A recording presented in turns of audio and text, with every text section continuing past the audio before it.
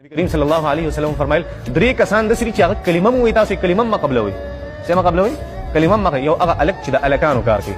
د دې کلمه مو دا کلمه ما قبلوي یو هغه خزه چې د خزه سره غلط کار کوي دې کلمه ما قبلوي او دریم حدیث کې بل شان لفظ راغلی خو دې معنی او ترجمه ته کوم چې آسان شي هغه انسان چې هغه بړوي صحیح پیژنې کنه چې خلک چلے ګناه دعوت ورکړي ګناه ته خلک رابلی او په ګناه کې خلک اخته کې دا درې کسان کلمه مو چې لا اله الا الله محمد رسول الله پیغمبر وي دایم قبلوي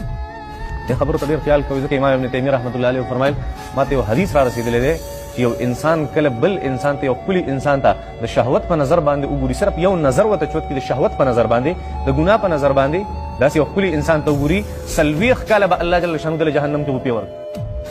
بد نظری ولا خذ بد نظری خذ سړی ته کتلی سړی خذ ته کتلی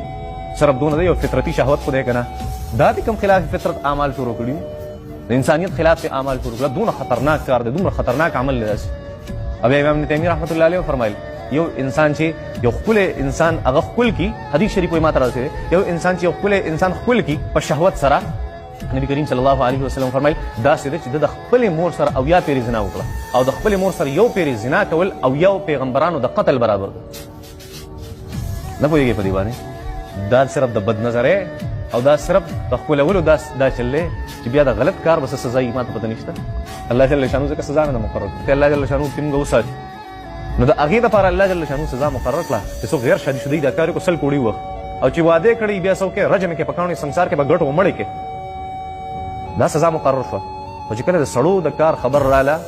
چې د الکانو سره غلط کار کول الله جل شانو او نبی کریم صلی الله علیه وسلم دا هغې دپاره سزا مقرر نه کړه د څه دپاره چې الله جل شانو فرمایي دا کار د انسانیت خلاف